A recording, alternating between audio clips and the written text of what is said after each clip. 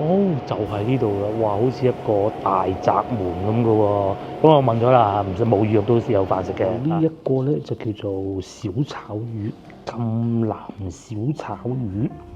咁啊，仲有個蔬菜嘅，蔬菜就完全唔辣嘅，你睇下幾好。哇，真係有魚嘅喎！你睇下，阿老細攞緊出嚟啊，係咪？咁佢攞咗出嚟就製作。咁啊，終於嚟到江西啦！呢度咧。我先頭研究過一下江西呢個簡稱嗰度贛，即係咁大嗰個贛啦，希望冇錯啊，或者會錯嘅。咁啊，所以咧呢度叫贛州啊，即係禁止個禁或者咁大個禁啦，應該係同一個發音嘅。我而家咧特斯拉充緊電啊，大家睇見啦嚇。咁即係充電嘅時候咧，我先頭上咗去洗手間，哇好鬼凍嘅，所以咧即刻着翻件衫。我先頭上到上邊見到條路行過，得一個搞衞生嗰個姐姐係着短袖，全部都着長袖，跟住個個睇住我，點解佢着短袖嘅？好搞笑嘅。咁我訂咗酒店啦，你已經今朝飲茶啊，唔係飲茶，食早餐嘅時候咧就已經訂咗酒店㗎啦。咁嚟到呢邊咧住全季，哇！呢度咧都幾高大上喎，即係嗱講下呢度嘅車牌先。咁省會就一定係 A 嘅，即係南昌啦。咁呢度咧係 B，即係第二個。咁通常咧即係國家咧都係咁樣發展嘅。副省會城市即係通常 B 啊嗰啲咧都幾勁嘅，譬如話廣東嘅深圳啦，係嘛？好勁嘅。咁所以呢度啲高樓大廈好多，俾到我嘅感覺係一啲都唔落後。咁但係當然啦，因為始終呢度唔係廣東，所以個天咧係灰蒙蒙嘅，即係我老婆成日講嗰啲到外省嘅嗰天灰蒙蒙嗰種感覺就有嘅。咁啊而家咧就仲有20分鐘就充完電㗎啦。咁我就先去酒店 check in， 咁啊 check in 嘅時候咧就先帶大家睇下周圍嘅環境先，喺度揸車過去幾分鐘就到㗎啦嚇。呢度係一個商場嘅負2層啊，有車唔係冇，好少。咁啊負1層會多啲嘅。之後隔離有個車友喺度充緊電咯。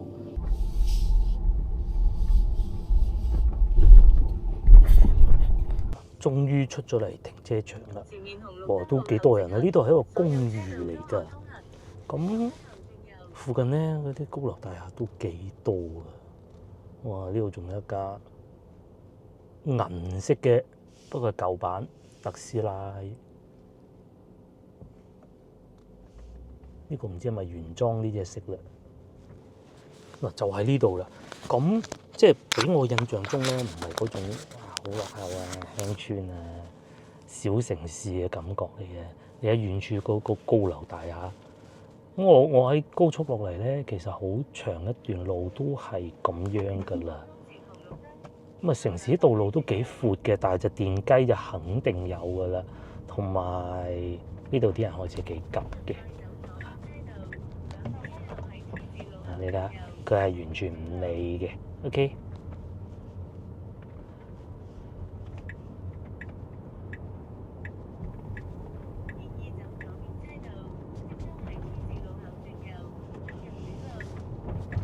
高樓大廈多㗎噃，同埋特斯拉都唔少啊。咁當然亦都有可能係因為先頭我去嗰度係充電樁啦嚇，不過後邊又見到有一部咯，電車都多嘅。大家再睇下右邊啊，咪有部巴士咯，佢哋都係用電車，就唔似話我之前喺河源見到咁用油車。呢部唔算舊啊，先頭見到有部仲舊啲嘅。咁眼見可能呢個時間段啦，坐嘅人唔算太多咯。都係用電車嘅，都係舊款啲啦。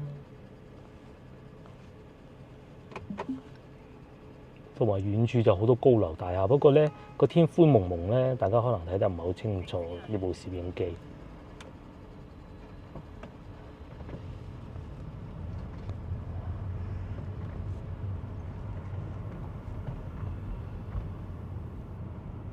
而當地人出行咧都係以電雞為主，大家睇下左前方呢個係咪都係冇規矩㗎啦。嚇。另外咧喺廣東好少見到，即係電雞梗係有開嘅啦，唔知大家有冇留意到？佢哋咧係包到好實㗎。呢個叔叔已經算少，個個咧係笠住個手套㗎。外省係要咁啊，廣東啊或者係南方啦已經算好啊，北方嗰啲咧包到隻粽咁㗎。咁同埋呢度係可以開摩托車㗎。其實內地唔係太多城市禁摩嘅嘢。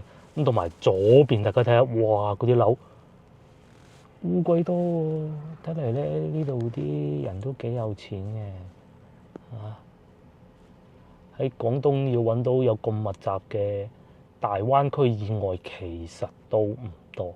大灣區某啲地方可能都仲未有咁多添啊！呢度啲人開電雞咧，真係都幾頭痛啊！時候嗰個妹妹咁樣打斜，後邊8部車跟住佢咁樣過，呢個就包到實一實啦，包到隻粽咁，戴埋個熊貓頭。至於靚車都有啊，先喺停車場都見到啲豪車啦。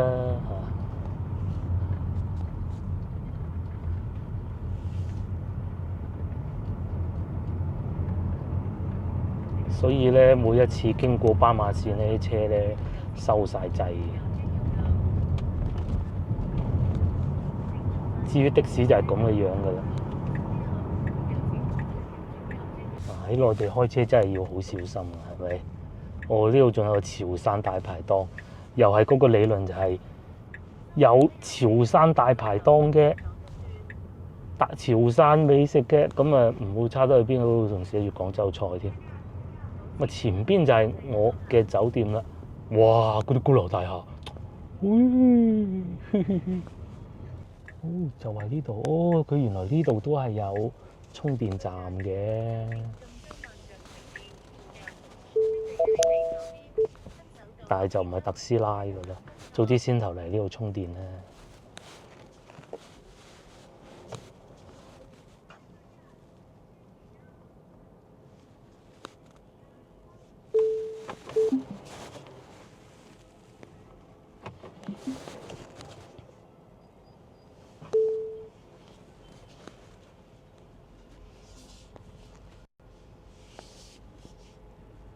仲有嗱，呢度好啊！大家睇下前邊，佢咧係專門劃咗位俾啲酒店住戶停車嘅，唔似琴晚嗰度咁，真係攞命啊！我見到有人喺下邊嗌交啊，佢話你阻住我部車咁嗰啲咧，呢個好啊，即係貴啲就係有好處嘅，不過真係貴好。出嚟房間啦，咁啊一眼望晒就係咁噶啦，30平方米。今次咧就揀咗一張大床。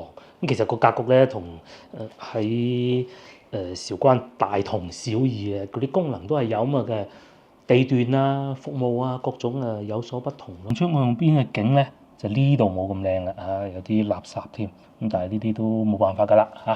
韶關嗰度咧，我係願意開窗，你可以望到好遠嘅景度，其實仲可以睇到唔知日出定日落㗎嚇。都幾靚㗎，但係呢度就不能夠咯。咁講下個電視先啊，大好多啊呢個。同埋咧呢啲服務啦，呢啲就叫服務啦。你用唔用係你嘅事係咪？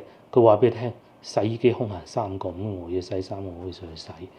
烘乾機0，咁即係可能今日唔供應啦。同埋仲有同之前唔同啦。之前嗰啲冷氣咧，你要入去撳掣㗎。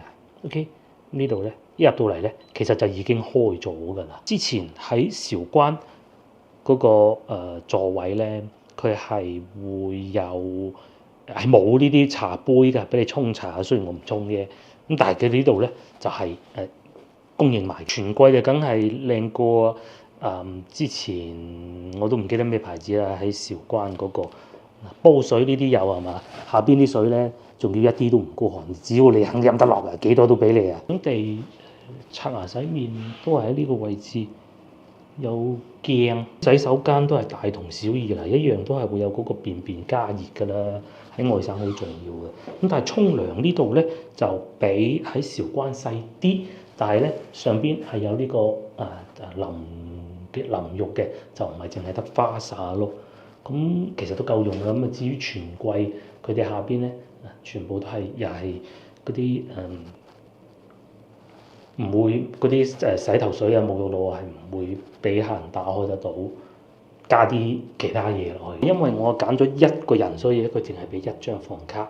你係會有供應遮，咁但係當然嗰把遮係要還嘅嚇。同埋咧，其實我唔係好中意全櫃一樣嘢咧，就係佢下邊有盞燈。其實夜晚瞓覺嘅時候咧，你係會錯誤地觸碰到㗎啊。咁同埋咧，同老婆出去咧就揀雙床房啦。琴日住嗰個張牀細咗啲，係啊。其實我都唔係好介意張床細，但係真細。喂，呢個咧咁大張床就啊冇問題㗎。呢度咧辦公台係咁樣出嚟嘅，就唔使再慢慢揾啦。咁啊，我咧就稍作休息下，因為而家咧11:25㗎啦。我計劃咧就大概坐半個鐘頭就出去。咁我會去旅遊景點，其實嚟之前咁我梗係會做晒功課㗎啦。有啲咩地方咧？大家稍等啊！古浮橋、古城牆、八鏡台、蔣經國舊居、郁孤台、宋朝不夜城。咁希望今日一日可以行晒呢啲地方。咁然之後咧，仲有福壽溝、魏家大院、灶儀台同埋標準鐘嘅。咁另外咧，仲有一件事情咧，就係據說啦嚇，江西嘅美食咧，有據說係全國最辣嘅。嗰啲東北啊，嗰啲貴州其實都係唔夠江西呢邊辣。咁去到遊客嘅餐廳咧，我會盡量去嗰啲啊嚇，一定要同佢講我是廣東人，佢哋就會識得點樣煮嘅。如果唔係咧，係一嚿你都食唔到㗎嚇。人哋話湖南嗰啲辣，湖南人一嚟到江西食一嚿都食唔到啊，好誇張咁啊！我哋廣東人咧死得啦。睇下點先啦嚇，我唔算好食得辣嘅嚇。我唔算好食得辣嘅，咁啊等陣見啦，好嘛？我係唔會揸車去，我都係搭車過去就算啦。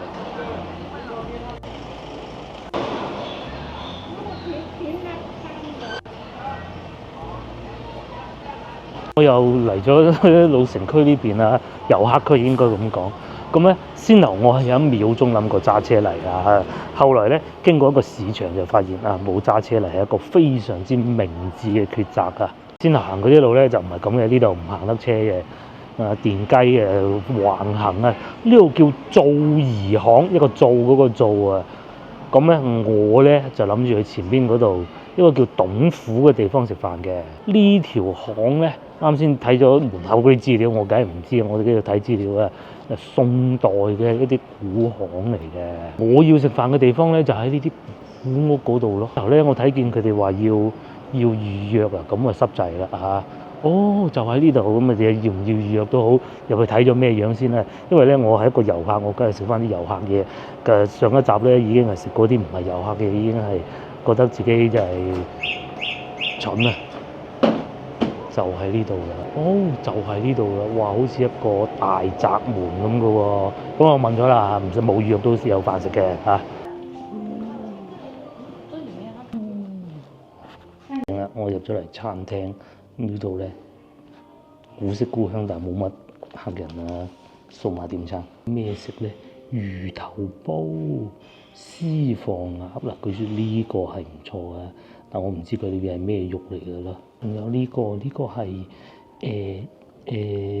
團購啊，咁47蚊9毫雙人餐喎。龍蝦小炒肉同埋小炒魚2選1，蘿蔔乾炒豬油渣、豆腐2選1，花生油炒時蔬，白飯2碗，可以啊。因為唔識嗰啲遊客，好似我呢啲咧，呢啲好啊。不過咧，都睇下菜價啦，仲有雞啦、魚絲啦、鹽淡豆腐啦、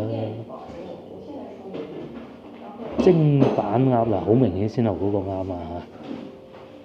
半豆乾絲啦，咁佢哋有揀免辣或加辣嘅。小炒魚，小炒魚係咁嘅，咁都可以啊。小鮮魚，即係黃鱔㗎。鑊仔牛腩客家三寶，小炒肉就係咁嘅，我覺得嗰個魚會好啲咯。青椒炒河蝦冇圖片嘅，養生牛肉呢啲，呢個炒土雞蛋好啊，不過唔喺套餐裏邊啦。荷包辣椒，哇，仲要加辣。虎皮肉卷呢啲應該唔辣噶喎，嗰啲係主打客家菜㗎，係啊，我仲有酒啦、汽水啦，各種都幾暢順嘅，70零蚊幾好啊，咁樣食翻啲遊客嘢啊嘛，你太地道嗰啲咧，因為食唔慣咁，同埋同阿靚女講廣東人嚟㗎嚇，唔好咁辣，咁同埋咧仲一定要有呢個先得嘅嚇，呢啲救命嘅，係啊。上次喺湖南咧食到個人癲癲下，不過咧佢係咁㗎。據我所知咧，江西呢邊嘅辣咧係辣椒嘅辣，佢就唔係油嘅辣，嗰啲咧難以接受好多嘅。呢邊啲辣冇咁油，據我所知係咁嘅。咁啊，等開飯。我會揀呢個餐廳咧，其實最主要就係因為近呢個古橋啊。咁嗱，你行下啲小路咁幾分鐘就到㗎啦。咁你又可以行過對面條古橋。我哋去嗰度唔同啊，嗰度啊新城區啦，包括住嗰酒店附近都係，其實咧大多數旅遊景點咧都會喺翻呢個區域嘅，非常之多，甚至乎宋城亦都喺呢度㗎，蔣經國先生舊居亦都喺呢度㗎。咁我唔知道我今日能唔能夠行得晒，不過有個事情就係呢兩個景點咧，宋城同埋蔣經國先生舊居咧，其實都係要預約嘅，不過就即係唔需要付費嗰種咯。另外據說咧，嗰個宋城夜景係咁靚嘅，我可能今晚會再嚟多次都唔出奇啊，係啊。咁同埋呢度係會有萬象城，我應該會去萬象城行下咯。嘅就係腐竹啊，咁啊有少少辣咯，我見到咁啊，都應該已經係收斂咗好多㗎啦。咁咪意思都要嘅。為我哋成日話咧，哎呀食嗰啲辣嘢啊，湖南嗰啲啊，佢哋個鑊都辣嘅，佢哋用啲油嘅辣會比較多嘅。大家睇到我湖南影片都知啊，長沙影片全部都係油嘅頂。咁啊呢度咧感覺上會好啲啊。另外呢一個咧就叫做小炒魚，贛南小炒魚。咁啊，仲有個蔬菜嘅，蔬菜就完全唔辣嘅，你睇下幾好。哎呀，真係照顧我。呢個咧都係意思嘅啫，我覺得佢。不過咁啊，人哋話咧，睇個樣唔辣，食起身好辣嘅，唔知。份量都夠多，因為雙人份㗎嚇。試下呢個先啦，睇下聞起身有少少酸。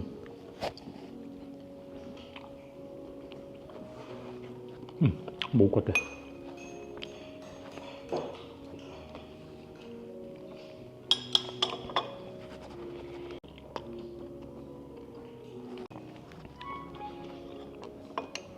炸得幾好，辣都唔算太辣，不過咧裏邊好多骨嘅，好少會用咁多骨嘅魚嚟做炸魚嘅，因為我哋廣東人就唔會咁樣做嘅，嘥咗啲魚啊嘛。咁但係外省唔同嘅，試下魚腩呢部分嗱，但係一夾起身咧真係好多骨嘅，咁咧我呢啲不擅長食骨嘅人咧就要好小心。咁啊，其實唔辣嘅喎，係啊。以我角度嚟睇咧，如果以佢哋當地人嚟睇咧，呢根本就係根本就係唔辣噶啦。我仲食到少少辣啊！哇，真心多骨，係啊。就算先頭嗰嚿魚腩都係份量都唔少嘅。咁佢又唔係炸到你份張鋪滿，佢係輕輕。可能攞啲生粉去撲一撲咁去炸嘅啫，亦都唔存在話啲魚肉唔新鮮嗰啲事情嘅嚇。新鮮嗰啲魚肉係仲幾滑添。不過我唔係一個中意食魚嘅人咯，但係都 OK 嘅。雖然講唔上話中意啊嚇，但係咧唔黑我憎咯，係啊，唔會話唔話食唔到，起碼浪費食物唔好噶嘛。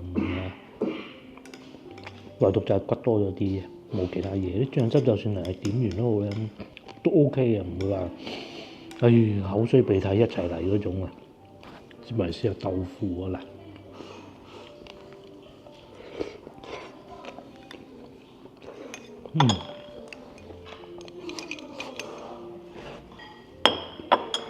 咁啊，因為鮮牛肉嗰味餸咧有少少辣，呢個我都食唔出有幾辣噶啦，有少少咯，唔多。咁同埋啲豆腐腐竹都唔算散，客家風味啊，餐廳係好有風格嘅。但係咧，客人就真係並不算勁多嗰種啦嚇，應該又有一台客嚟啦。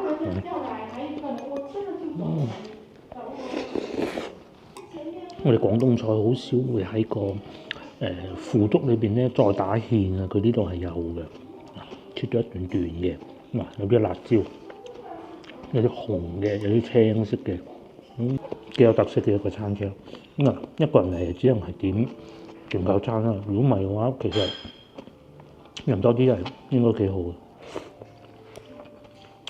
食下當地特色鴨啊嗰啲，唔記得同大家講個酒店幾錢嘅。307蚊呢個，咁服務都幾好嘅，真係停車場又夠大，又唔會好似琴日嗰啲咁要嗌交，都可以啊。咁啊同埋同大家吹下水啊，講翻食物先。呢個腐竹咧，佢係會更乾爽啲嘅，唔似我哋炸過嗰啲腐竹咁樣索味嘅，咁佢係索唔到味嘅。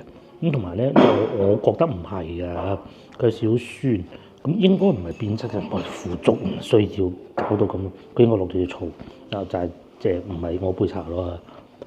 反而呢個魚仲 OK 啊，咁但係你考慮埋價錢40幾蚊，咁啊又唔會咁多嘢講。咁同埋咧，先頭過嚟嘅時候咧，喺車上邊查咗啲數據資料同大家讀下。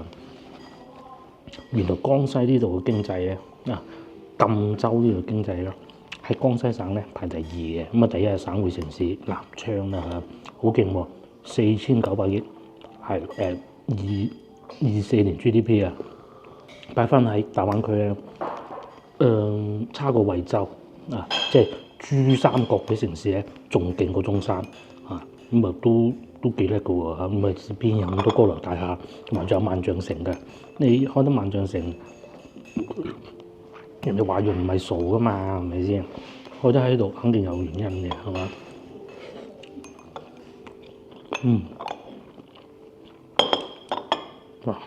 又有骨，個魚幾好，就係骨多咗啲。更正一下數據啊，佢呢度咧係4900，咁如果擺到喺廣東省咧，其實佢可以排得先個珠海市、江門市、中山市後邊唔同啦嚇，幾勁啊！咁然之後，整個江西省咧，梗係冇廣東咁勁啦，黐咩？跟住九江、上饒省會就冇得講啊，7000幾，感覺上咧都係近廣東嘅經濟會好啲，係咪？咁同埋咧，我一個同事咧，舊同事啊，係撫州人嚟㗎，撫州市啊，嗱後邊呢啲就唔知點解咁低啦嚇。即將突破5000億大關啦！再同大家講一個題外話，因為先頭嘅高速公路咧冇拍攝到啊。之前咪同大家講個小鵬嗰個車咧，好鬼勁嘅機器人嗰個啊。我先頭我喺路上過嚟嘅時候咧，咁佢有好多大貨車咧運車㗎，咁啊見到起碼有3架車咧係運緊小鵬嗰啲車，哇！睇嚟大賣啊！有得搞，廣州全村都希望。啲產業方面咧，佢係分咗2個嘅，一個就係傳統啦，傳統啊有少少似廣州喎，服裝行業係嘛？廣州嘅服裝行業係一個龍頭嚟嘅，全國都係。現代家居啊，呢個就順德嘅中山啦。如果新興行業嘅話咧，勁啊！仲有一個產業，而家就係全球嘅矚目嘅就係稀土。就喺呢度嘅啫，勁唔勁咧？咁啊，其實稀土咧以江西省係最多嘅，江西省咧就以贛州最多嘅嚇。咁啊，稀土有咩古仔，亦都唔需要同大家多講啦。食飯之後帶大家周圍行下，呢個真係幾好食。佢啲粉又唔算厚，又唔算太辣，啲汁掛得又好。但佢點樣可以做到每一嚿魚都係有骨嘅咧？係每一嚿包啦！而家再睇過嚇，原來咧係嘉慶年間落成嘅。咁然之後民國時候咧就變咗個銀行添，真係犀利啊！我承認啊，我係食唔晒嘅。佢份量真多，呢個冇乜好講嘅。性價比嚟講都可以，因為佢唔係話一嚟就一碟啊88咁樣攞命啊！你點好唔點好啊？幾好啊，可以。舊屋裏邊呢度廚房嚟㗎啦嚇，真係難得啊！聽講話咧老細自己間屋嚟嘅，嚟啊慢慢行下啦，去旅遊區喎。有冇啲咩特色嘢睇下咧？好多都係呢啲舊屋咁樣㗎，似呢度咁啦嚇。呢度仲有一個叫做應該讀君字吧，君陽賓館啊！哇，以前已經叫賓館㗎啦咩？光緒19年最早嘅賓館嚟嘅，高安會館即係賓館啦嚇。高安籍商人設置喺呢度嘅會館，咁啊高安人就喺呢度聚居㗎啦。當時清朝就係咁㗎啦，原來地下嗰啲磚咧都仲保留翻嘅喎。除咗上邊呢啲牌匾以外咧，鎖啊咁樣，真係有趣。有遊客到咯喎，咁接落嚟下一個景點咧，我會往右行啊，去一個叫標準鐘嘅地方，行過去仲有2分鐘就到。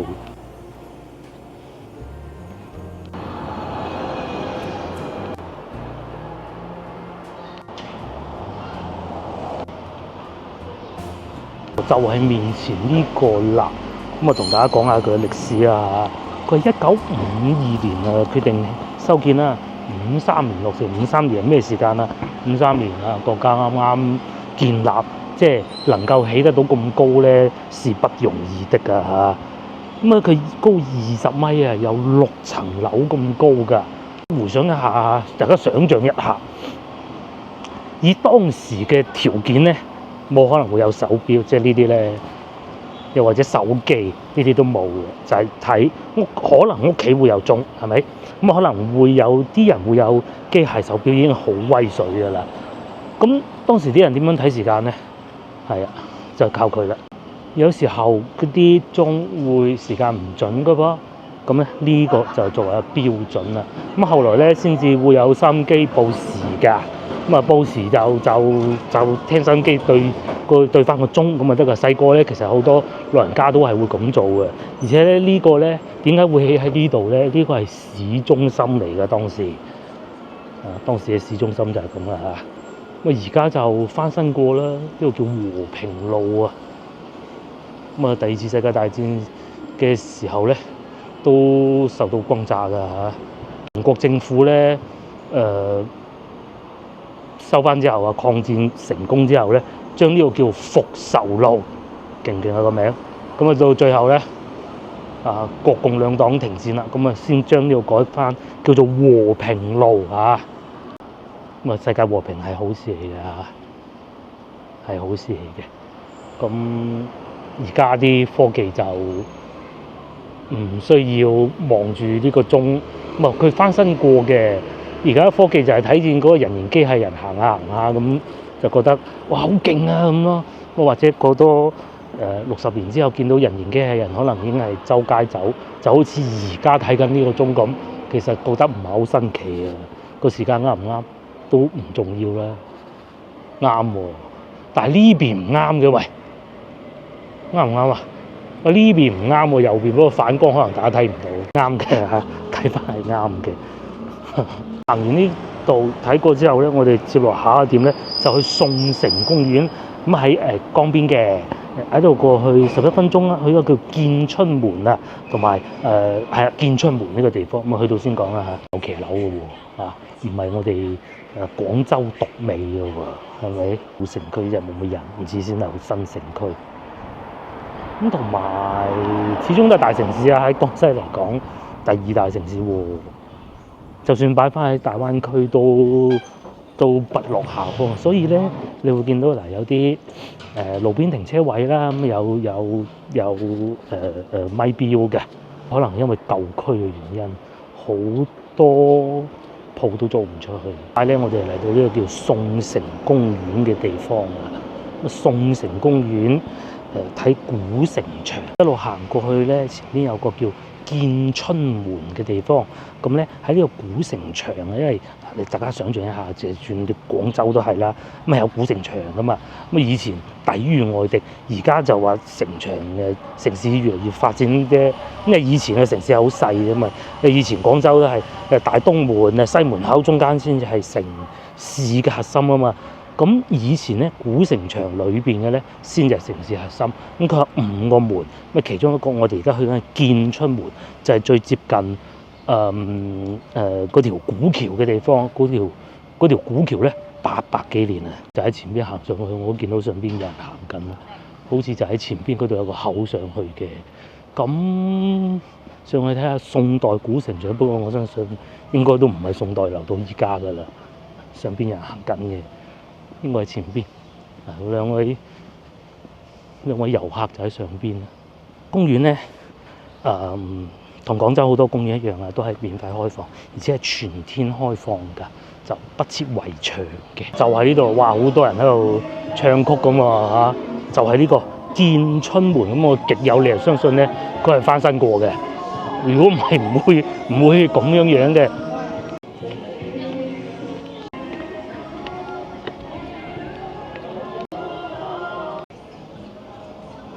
哦，下邊有得落去嘅，哦，就係呢個橋啊！以前咧都睇下建春門啦。咁嗱，你當時咧作為一個將領，你要抵禦外敵，企得高先睇得遠嘅喎。而家就話有衛星嘅，離遠你睇到佢係好人定壞人啦，係咪先？以前唔係噶嘛，以前係有旗嘅，係咪？不過佢有支旗嘅咧，就你喺個門上面一望，哦，嗰支黃旗一睇就知係奸㗎啦，係咪先？哦，紅旗嗰個鐘嘅，咁咪放佢入門咯，就係咁啊，所以要起到咁高。當時嗰啲外敵係咪就喺呢度入嚟嘅咧？唔知啊嚇，同埋好似要買門票嘅喎，係咪咧？去睇下，落翻樓先。錯啦，我都冇估錯，呢個建春門咧，2004年嘅時候啊，就翻新過嘅。仲有人喺度釣魚。有啲咩賣咧？文創產品啊，15蚊一條雪條，59蚊一個包包。喺岸上邊咧，亦都會有一啲 souvenir賣啦，小食啦。呢條橋咧個名咧就叫做嗱，嗰度寫住嘅東津橋，就係呢個啦嚇。東河浮橋原來唔使錢嘅，我先有講錯，以為要付費啊。真係木嘅喎，咁佢又唔同啊！我哋去到潮州嗰個橋啊，哇，仲有啲大鹹魚賣添，幾大條。咁啊，潮州嗰條橋咧係攞啲繩啊綁住嘅，石橋嚟嘅。咁啊呢度咧就木橋嚟嘅，哇，有啲聲嘅喎，少似咩咧？以前啊，睇三國嗰陣咧，咪話曹操將啲船綁埋一齊，令到佢哋北方嗰啲士兵喺上邊行嘅時候咧，可以如履平地嘅。嗱，我而家就如履平地啦。呢邊就仲有好多鹹魚賣，咁啊相信當時係唔會有鹹魚賣啊。同埋個江面都幾闊㗎，幾闊啦真係。有人釣魚嘅，見到喺前邊。咁但係呢條橋咧，唔使錢，梗係嚟行下啦。呢啲咧就遊客最愛啊，咁啊兩邊買一啲 souvenir 咁咯，多帶條鹹魚翻去，勁啊！咁佢哋仲有咧租船出去欣賞兩岸景色啊。因為咧呢條橋咧，你嗰個江邊唔使行船啦，佢每日咧就會打開2次嘅。咁長有400米㗎。咁咁啊，你行晒佢幾分鐘咯，OK 嘅嚇。好鬼凍啊！我都係睇過就算，咁啊大家有機會自己翻嚟睇下，感覺上係闊過去潮州嗰個㗎，同埋長過去潮州嗰個。但係咧，潮州嗰個嘢咧好似要錢啊，20蚊定15蚊，我唔記得咗啦嚇，我真係唔記得咗。嗱嗰個咧就會有啲博物館俾你睇下嘅，即係嗰啲賣下嗰啲木雕啊嗰啲咯。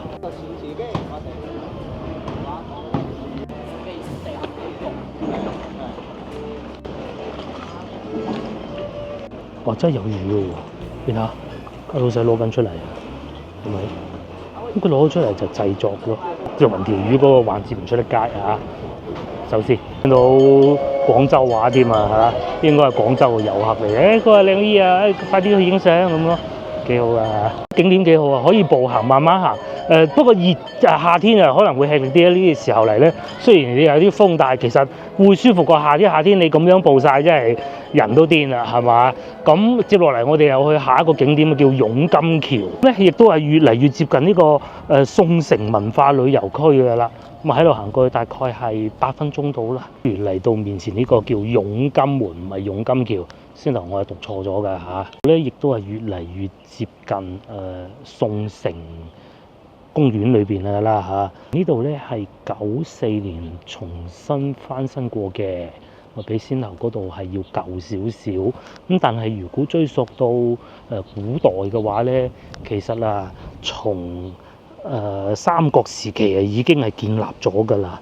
東晉啊 ，sorry 唔係三國啊嚇，三國之後嘅東晉349年咧，呢度啊已經係係一個城池嚟㗎啦。咁金嘅意思咧，即係話咧，即係好多錢咁解，即係寓意咧財源廣進啊，八方來財啊咁嘅意思嘅。呢度係碼頭嚟㗎喎，咁啊80年代開始咧。呢度個碼頭係非常之繁忙㗎，船咧就停晒喺面前呢個江面，因為點解佢哋要咁做咧？原來有北上嗰啲船運啊，嗰啲船啊會經過後邊咧有好急嘅一啲灘嘅，咁啊過咗嗰段之後咧就會嚟呢度休養一下先，停一停，唞一唞，跟住咧繼續往北行咁解嘅。好啦，就係呢個啦。佢個繁體字咧都係用翻嗰個字㗎喎。通常我哋認為形容地名咧，譬如荔枝灣涌個繁體字啦嚇，咁佢係會用翻好似香港東涌嗰個涌字㗎嘛。但係佢呢個咧係用個湧字，咁所以我就讀翻湧啊，應該冇錯啩。邊咧就繁忙的街道啦，前邊呢度咧就要俾錢嘅咧。佢係咁樣嘅，佢呢個遊船啊，叫歸國美都柱潭，我梗係唔知喺邊啦。60分鐘，咁啊優惠價49蚊。原來咁解，佢應該係呢個船，係喎，呢個係執法㗎喎，我就梗係唔去睇啦。因為接落嚟咧就會入到去八鏡台啊，江南宋城文化旅遊區啊。其實就係為咗呢個而嚟，其實先頭嗰啲咧，你哋 skip 咗都冇乜問題嘅。如果旅行社帶你嚟嘅話咧，有時間可能會睇咗先頭嗰啲免費景點先，免費㗎嘛，係咪先？跟住先到後邊呢一個嘅，呢度仲勁，呢度2002年特大秋汛，即係水災啦嚇，啲水嚟到呢度喎。好啦，面前呢度咧就係宋城公園。我咧就打算唔入公園啦，公園好無聊嘅。我諗住而家直接咧就去蔣經國舊居呢度。仲有人喺度放飛機添喎，跟住有貓咪就喺隔離看住咯。佢喺度好好奇，究竟呢兩個人喺度做咩咧？係咪準備餵佢食嘢咧？放飛機嘅。喺呢度附近咧，好多呢啲餐廳嘅，人均30-40啊，呢啲遊客啱啦。我就去到先同大家慢慢講啊，因為呢度過去都要20分鐘㗎。蔣經國先生我想嚟嘅地方啦，咁我先頭咧係用呢個嘅，梗係爽啦嚇！一路行啊，幾過癮啊嚇！就喺前邊咧除咗故居以外咧，仲有一個叫玉烏台嘅地方，哇好難讀啊嚇！前邊有2-3部電雞放住嗰度咧，呢度城市舊城區啊，開電雞幾過癮啊嚇！咁講下呢度嘅歷史啊，點解叫鬱孤台咧？因為咧簡單嚟講啊，就係以前啲文人墨客啊登高喺度嚟欣賞風景嘅地方啊。如果係都要用一句好通俗嘅話咁嚟講嘅話，終於咧就嚟到我哋要嚟嘅地方啦。咁原來呢度就係嗰個不夜城嘅，咁嘅經由呢度咧係可以去到蔣經國先生舊居嘅，咁啊大概仲要行10分鐘到咯。咁唔係話夜晚會靚啲嘅咩？唔好講咁多啦，我哋去睇咗先。而家要去緊呢度咧，叫蔣經國舊居啊。咁咧應該冇乜理由有觀眾唔知道蔣經國係蔣介石個仔嘅嚟㗎啦嚇。咁佢原來咧1938年到45年嘅時候咧，曾經喺呢度管治過呢個贛南地區嘅。咁啊，即係呢度喺度做官啦。咁但係其實佢都推行咗好多新政嘅，譬如話咧3禁：禁賭、禁煙、禁槍，黃賭毒3樣唔俾搞。咁啊，呢個係好事嚟嘅。咁啊，佢就有5個目標：人人有工做，人人有飯食，人人有衫着，人人有屋住，人人有書讀嘅。咁即係安居樂業啊，休養生息啦嚇。咁係好事。咁啊，然之後咧就開始修建水利啊，搞翻好啲綠色植物啊，各種咁樣咯。至於我哋而家去緊呢度咧，就係佢嘅舊居啦。咁啊，仿製咧俄式嘅磚木結構㗎。咁我哋而家就去睇下佢啦。蔣經國先生舊居，呢條路都勁啊，叫經國路。點解會係蘇聯式嘅建築物咧？因為咧蔣經國先生係喺蘇聯求學嘅。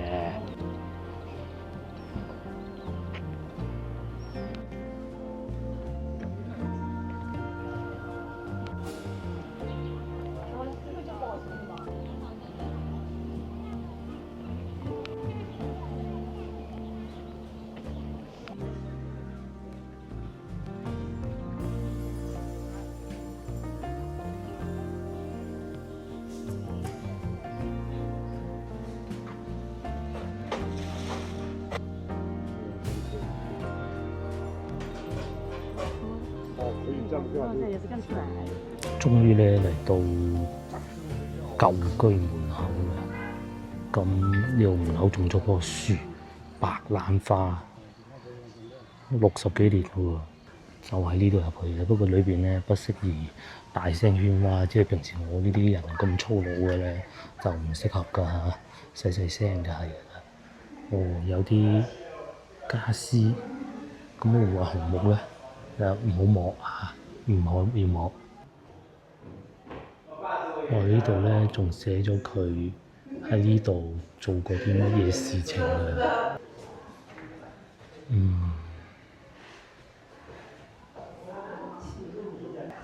仲有啲當時嘅報紙啦。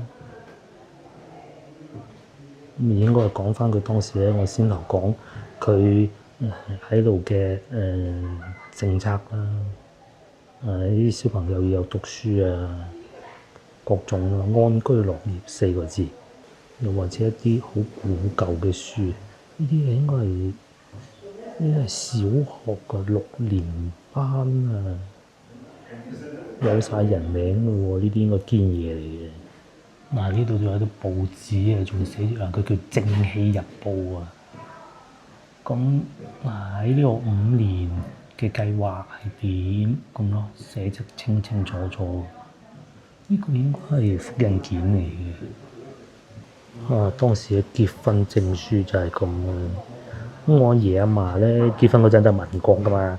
咁咧我阿爺阿嫲咧嗰個結婚證書影咗張相嘅，上邊都係會有個中華民國嗰個旗嘅。哇！當時啲字寫得幾靚，而家嗰啲後生，包括我啊，啲字真係唔得。其實我女呢啲字幾好睇，咁但係同呢啲比係爭好遠啊。以前啲人呢啲字真係靚，幾工整，係咪？哇！唔使間線，而家我哋呢啲人間埋條線都唔得啊！寫下又錯又要改。這個房子在外野。哦，呢度咧仲有張床添，應該係卧室嚟嘅，好簡樸喎。有少少奢華，就喺上邊嘅有幅相啦。嗱，仲有講解添啊！我哋呢係旅行團嘅，但係佢咧係唔會話你唔俾聽啊，你唔係團友咁咯，你唔好咁過分啦，係嘛？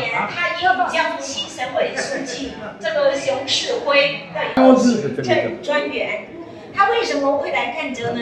有4個原因。第一的話，因為他當時在國民黨裡面沒有什麼政治資本，他老爸希望把他放到這邊來歷練，為他以後從政鋪路。嗱，好啦，都係唔好聽咁多啦，費事出唔到街嚇，唔知佢講啲咩出嚟嘅。咁基本上今朝嘅行程就到呢度為止啦。其實咧，我係好期待嗰個不夜城嘅嚇，因為上網睇見好多都話哇好精彩啊，唔嚟就走波咁，係咪咁咧？我唔知，但係咧而家就未係時候嘅。我咧都攰啦嚇，翻去酒店休息下先。休息完之後咧，今晚繼續。好多人咧都話中國講嘢啊，唔俾講，其他導遊講嗰啲嘢刺激到啊嚇，咩都夠膽講啊！大家想聽啊，跟團翻嚟聽啦。後邊嗰兩個靚女咧，喺度，喺度。我先頭入去嗰陣咧，已經喺度影緊相，仲有同一個位置喎，未行開過，好中意影相佢哋。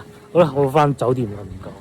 卒之咧都係買咗杯嘢飲啊！呢個係橙汁啊，佢哋江西好出名㗎嚇，豉橙啊。咁同埋咧問咗阿老闆娘，佢話夜晚呢度好熱鬧嘅嚇，咁夜晚再嚟過啦。